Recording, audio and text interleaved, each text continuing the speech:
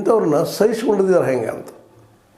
ಯಾಕಂದ್ರೆ ಆಡಿದ್ರೆ ಮುಗಿದ್ರಿ, ಆಡಿದ್ರೆ ಮುಗಿತು, ಮುತ್ತು ಕಳೆದ್ರೆ ಮುಗಿದೋಗ್ಬಿಡ್ತು. ಹಂಗಿದೆಯಲ್ಲ. ನಾಲಿಗೆ ಏನು ತೋರಿಸೋದ್ರೆ ಅವ್ರ ಸಜ್ಜನಿಕೆಯನ್ನು ದುರ್ಜನಿಕೆ ಎರಡೂ ತೋರಿಸೋದು.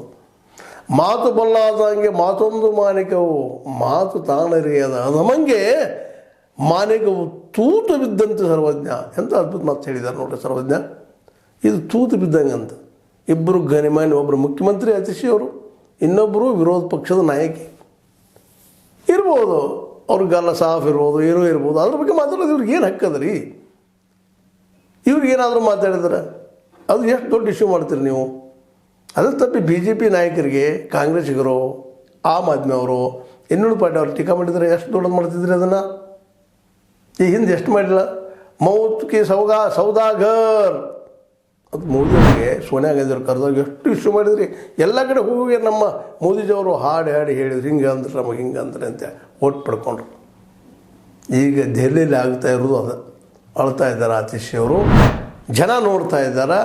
ದೆಹಲಿ ಏನಾದರೂ BJPಗೆ ಮತ್ತೆ ಸಿಗದೆ ಹೋದ್ರೆ ಅದಕ್ಕೆ ಬಿದೂಡಿನ ಕಾರಣ, ಬಿದೂಡಿ ಅಂತ ನಾಯಕರ ಕಾರಣ ಅನ್ನೋದನ್ನು ನಮ್ಮ ಮೋದಿಯವರು ತಿಳ್ಕೊಬೇಕಾಗ್ಯದ.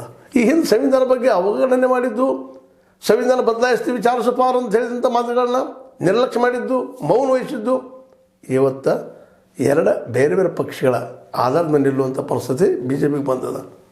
ಇದನ್ನು ಗಮನದಲ್ಲಿ ಹೋಗಬೇಕಾಗಿದೆ. ಅದನ್ನು ಖಂಡಿಸಿ ಸಂವಿಧಾನ ಶ್ರೇಷ್ಠ, ಅದು ಬದಲಾಯಿಸೋದಿಲ್ಲ ಅಂತ ಆಗಿ ಹೇಳಿದ್ರೆ ಇನ್ನೂ ಹೆಚ್ಚಿನ ಸೀಟ್ಗಳು ಬರ್ತಾಯಿದ್ದು. ಚಾರ್ಲ್ಸ್ ಪಾರ್ ಹಾಕ್ರಿ, ಇನ್ನೂ ಹೆಚ್ಚಾಗಿ 500 ಪಾರ್ ಹಾಕಿರ್ತೀವಿ ನಾವು. ಇವರು ಸಂವಿಧಾನದ ವಿರೋಧವಾಗಿ ಮಾತಾಡಿದ ಮಾತುಗಳನ್ನು ನಮ್ಮ ಎಲ್ಲ ಕಾರವಾರದವ್ರು, ನಿಮಗೆ ಗೊತ್ತದ, ಉತ್ತರ ಕನ್ನಡದವರು, ನಮ್ಮ ಹೆಗಡೆಯವರು, ಅನಂತಕುಮಾರ್ ಹೆಗಡೆಯವರು, ಮ್ಯಾಲಿಂದ ಯಾವ ಕೇಳಿದ್ರೆ ಕೇಳೋರು ಬಾಯಿಂದ ಅದ ಬರೋದು. ಗಿರಿರಾಜ್ ಅವರು, ಇನ್ನೂ ಅನೇಕರು ಇದ್ದಾರೆ, ಒಬ್ಬರು ಇಬ್ಬರು. ಅವರೆಲ್ಲರೂ ಸಂವಿಧಾನವನ್ನು ಟೀಕೆ ಮಾಡಿದಾರೆ. ಅದಕ್ಕೆ ಮೌನ ಆದವರು. ಗೋಡ್ಸೆ ಗಾಂಧಿಗೆ ಒಂದು ಸರಿ ಅಂತ ಹೇಳಿದಂಥ ಮಾತುಗಳಿಗೆ ಮೌನ ಆದವರು. ಆದರೆ ಗಾಂಧಿ ಫೋಟೋ ಹಿಡ್ಕೊಂಡು ಎಲ್ಲ ಕಡೆ ಹೇಳುವಂಥವ್ರು. ಮೋದಿಜಿಯವರು ಈ ಸಂದರ್ಭದಲ್ಲಿ ತಿಳ್ಕೊಬೇಕಾಗಿದೆ. ಈಗ ಆಮ್ ಆದ್ಮಿ ವರ್ಸಸ್ ಕೇಜ್ರಿವಾಲ್ ವರ್ಸಸ್ ಮೋದಿ